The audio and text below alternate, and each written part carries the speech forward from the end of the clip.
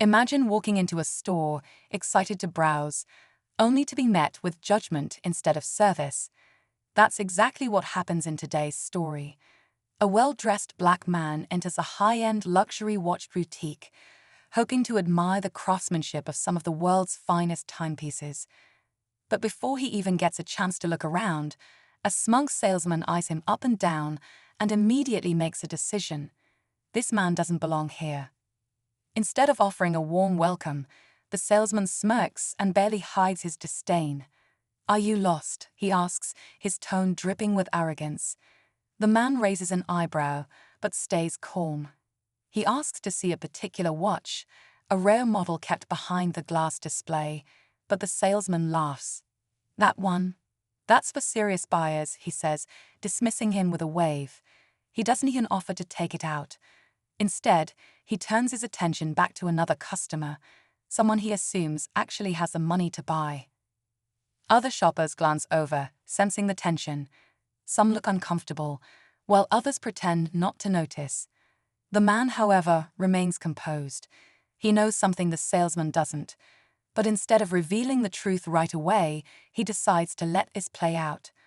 Minutes pass, and the salesman continues ignoring him, acting as if he's invisible.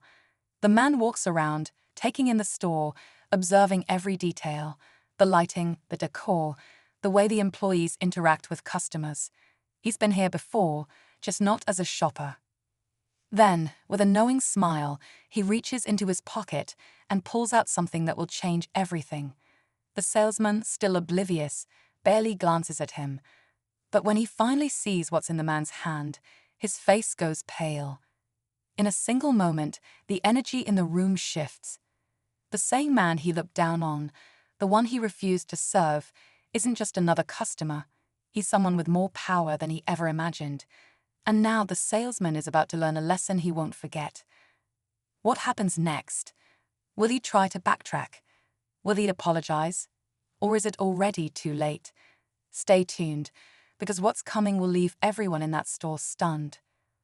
The salesman's confident smirk disappears the second his eyes land on the object in the man's hand.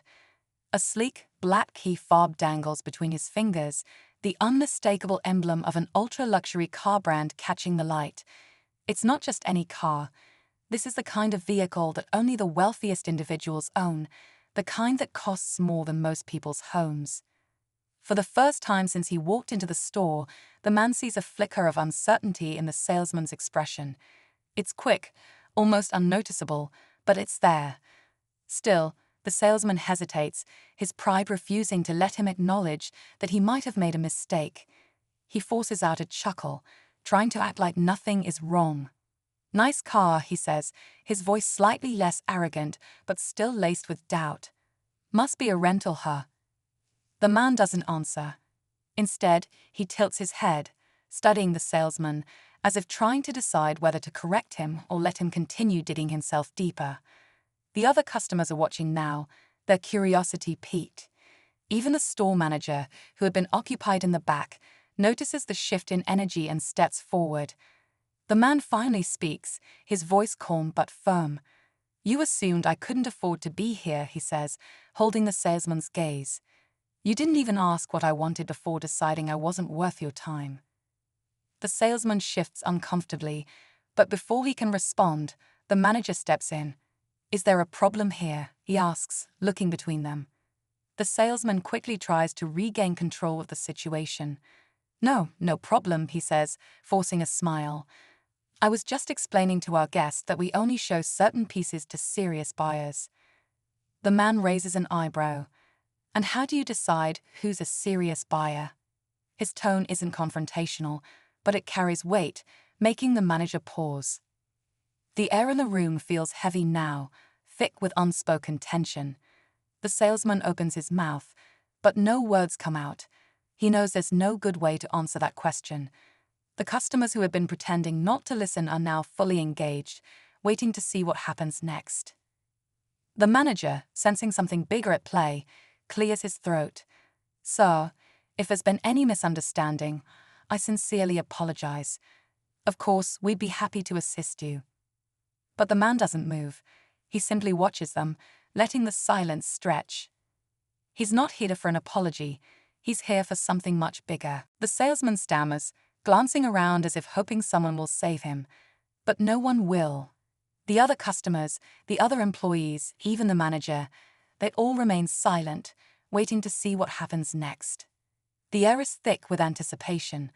The weight of the moment is undeniable, and the next words the man speaks will change everything. The salesman's mouth opens, but no words come out. His usual confidence, the smug attitude he wore so effortlessly before, is gone. His eyes dart toward the manager, silently pleading for help. But the manager doesn't move. He knows better than to interfere now.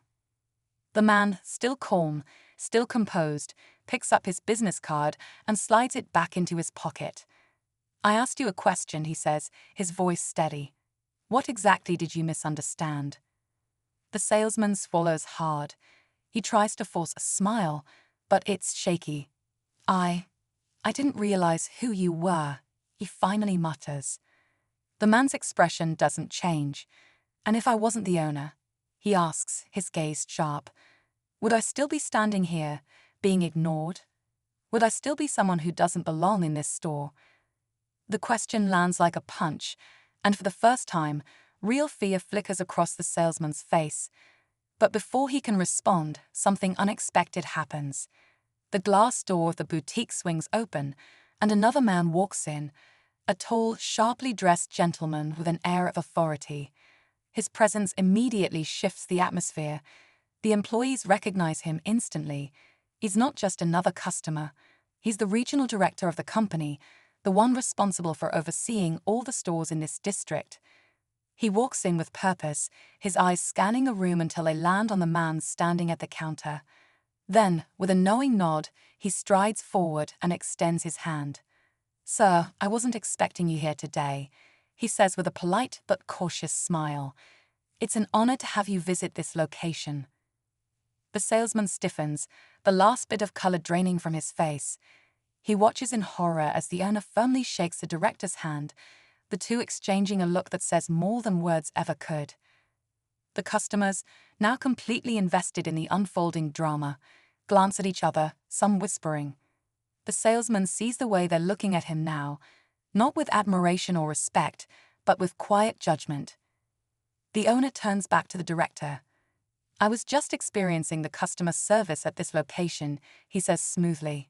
"It's been enlightening." The director's jaw tightens slightly, but he quickly masks it with a nod.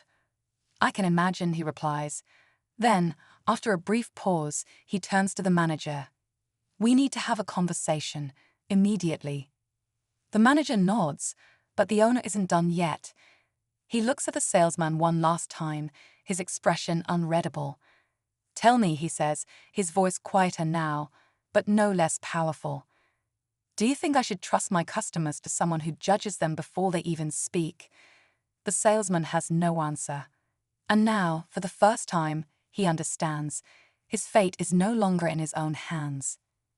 The salesman stands frozen, his hands gripping the edge of the glass counter as if it might hold him up.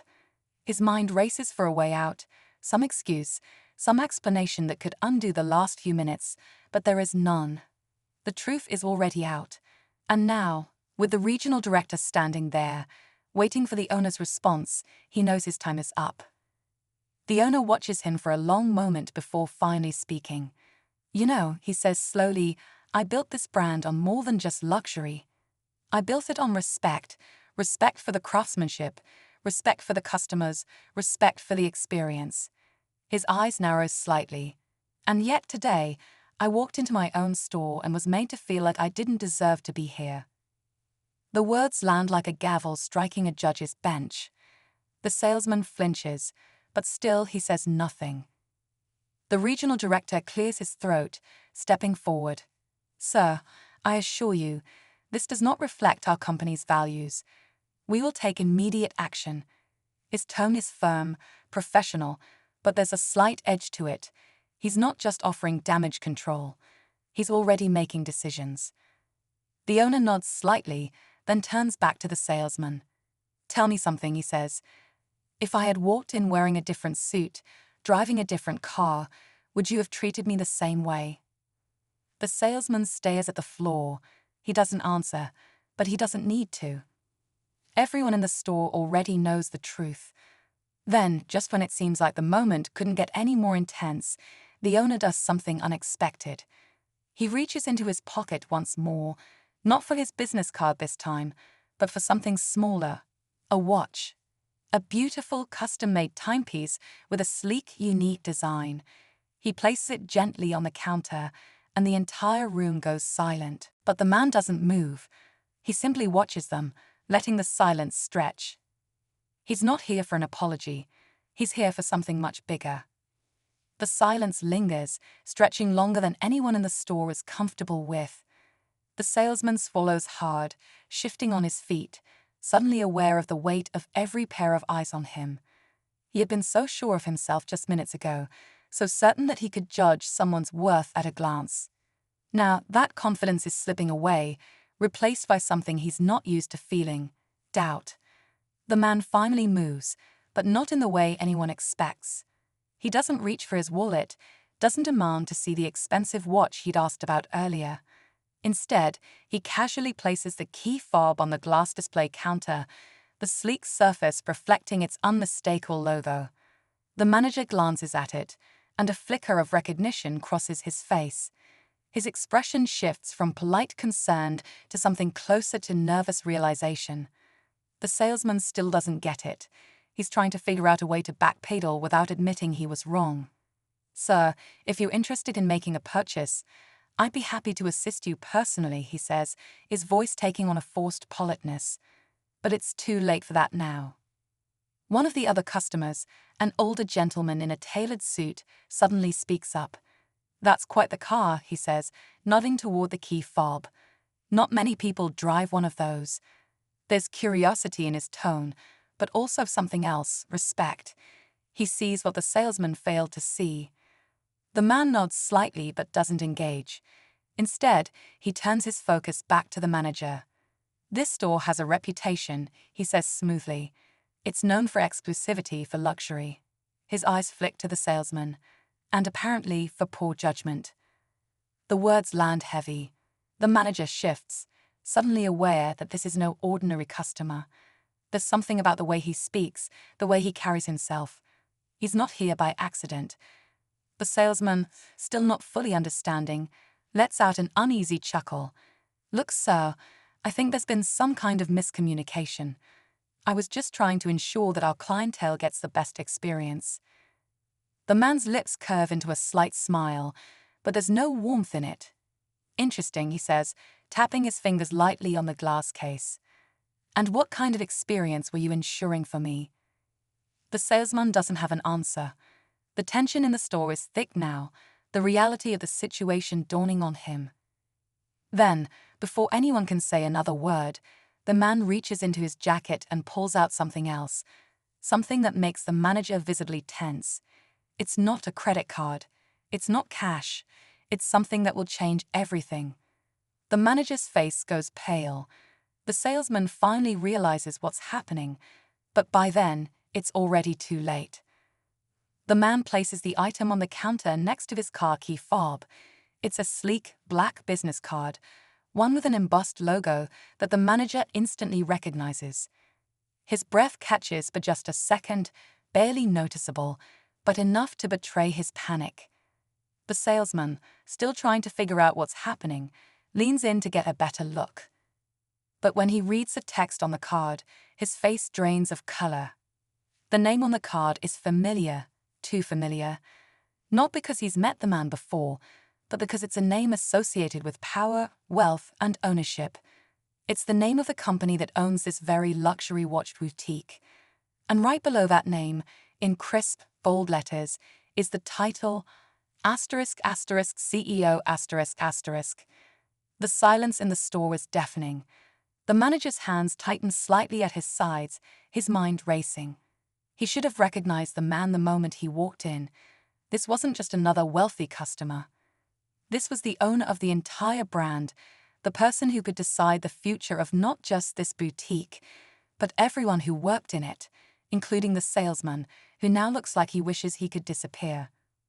The man finally speaks, his voice steady, but now carrying a quiet authority that no one dares to challenge. "I've been visiting different locations, seeing how my stores operate from the customer's perspective," he says. "It's always interesting what you learn when people don't know who you are." The salesman swallows hard, his arrogant facade crumbling. He opens his mouth, trying to form an excuse, but nothing comes out. There is no excuse. The manager jumps in, his voice overly eager, desperate to do damage control. "Sir, I assure you, this is not how we conduct business," he says quickly. "This must have been an unfortunate misunderstanding." The man tilts his head slightly, considering the words. Then he looks back at the salesman, who is now standing stiffly, his hands gripping the counter. "A misunderstanding?" The man repeats, his tone almost amused. "Tell me, what exactly did you misunderstand?" The regional director glances at the watch, then at the owner, his eyes widening slightly. He recognizes it. It's not just any watch, it's a prototype.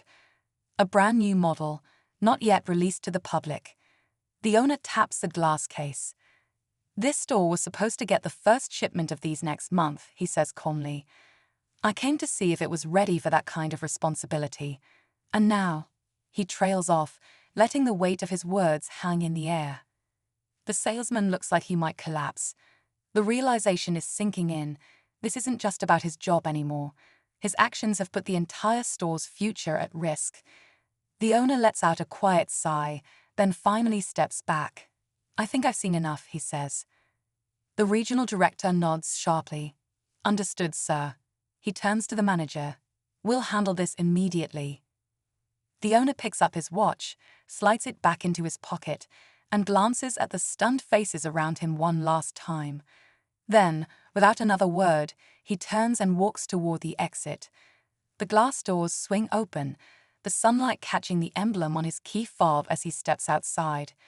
The salesman watches him go, knowing that nothing will ever be the same again. The glass doors shut behind the owner, leaving the store in complete silence. No one dares to speak. The salesman, who had been so sure of himself just minutes ago, now stands motionless, his face pale. He doesn't need to be told what's coming, he knows. His career at this boutique, the one he had prided himself on, is over. The regional director turns to the manager, his voice low but firm. "I want a full report on this incident," he says. "We need to make sure this never happens again." The manager nods quickly, his usual confidence shaken. He had let this happen under his watch, and now the consequences were unavoidable. The other customers, still lingering in the store, exchange quiet glances. Some look disappointed, others uncomfortable. But one thing is clear, the energy in the boutique has completely shifted. What was once a place meant to exude exclusivity now feels tainted by what just happened. The older gentleman who had spoken earlier finally steps forward, adjusting the cuff of his suit. He looks directly at the salesman, shaking his head. "You might have just cost this store more than a sale," he says. "You cost it its reputation."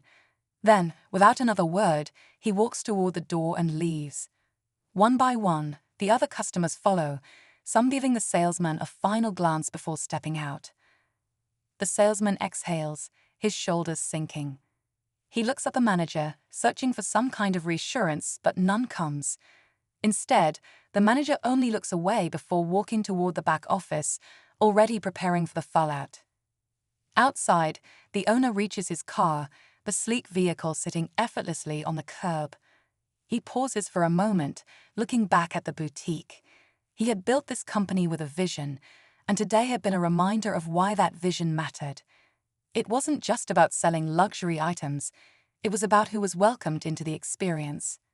He unlocks the car, the soft chime breaking the quiet moment.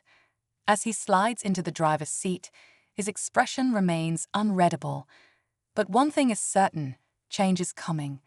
And for those who refuse to see beyond their own assumptions, there may not be a place for them in the future. With that final thought, he starts the engine, the soft hum filling the air. Then, without hesitation, he pulls away, leaving the store, and the lesson learned behind.